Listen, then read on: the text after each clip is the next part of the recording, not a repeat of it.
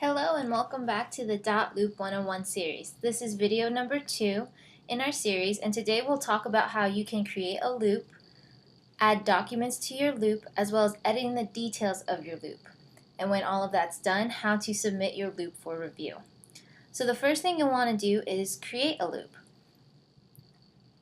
In the list view, you'll notice right here in the search bar to the right it says create a loop. If you're in the grid view, you can switch it and click here, the big plus sign. So you'll click that and it'll ask you to name your loop. Ideally, we'd like you to name it the name of the address of the property the loop is for. So for our purposes, we'll call it 12345 Test Street and create the loop. Once the loop is created, you'll have 3 options on how you can add documents to your loop.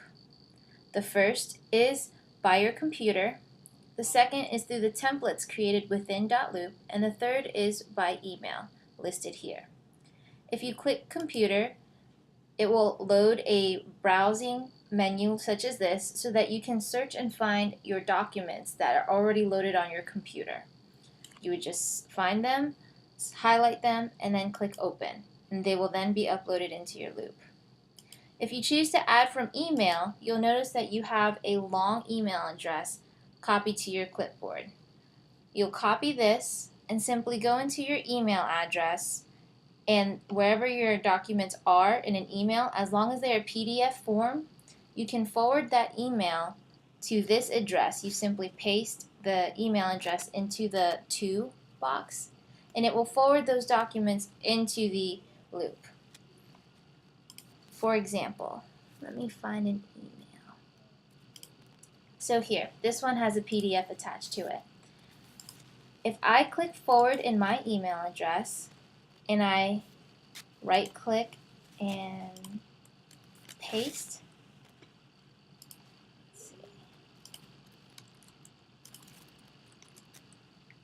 and then click send, this PDF will show up in our loop here.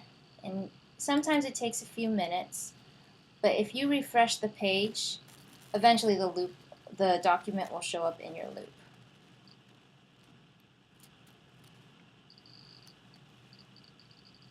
And you can continue to refresh until that document shows up. So we're going to move ahead just to give it some time, and the third option is through templates. As an agent from Keller Williams Classic, Melanie has set up all these templates for you that go with the type of sale it is for the property. If it's a traditional purchase for a condo, a short sale listing, so on and so forth. So for our purposes today, we'll select traditional purchase. And you'll notice that these are all the documents you'll need in that loop. All you have to do is click select all and simply click add documents. These will add all the documents necessary in here for you in your loop. So all those documents are now in your loop. Let me click refresh again to see if that document showed up. And there is the email document that I just sent in. So 3 quick and easy ways to add any documents into any of your loops. After you have added documents to your loops, the next thing you'll want to click on is edit detail right here underneath your loop name.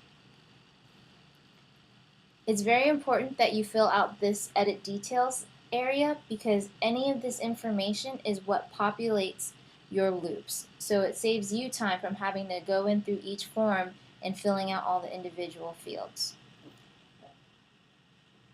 The first question they ask you is this a loop for real estate transaction? It's a sale purchase. And you want to set this status as active, especially if it is your listing, because you want to make sure that whoever is bringing the buyer side can find your loop and link them together so that you don't have multiple loops.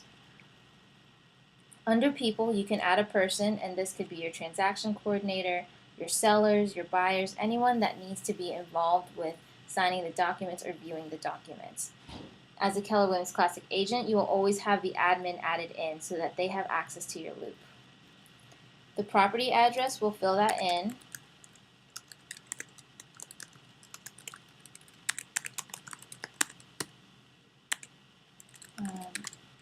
And so on and so forth. The more information you can fill out, the better, so that your documents will auto-populate and save you time.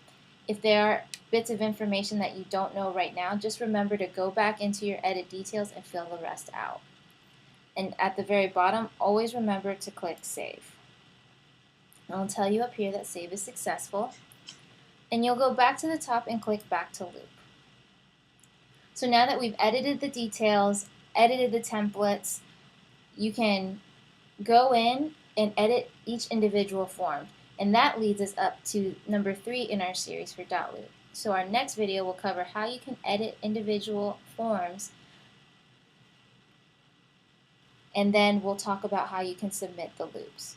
So thank you for watching, and keep an eye out for video number 3 coming soon.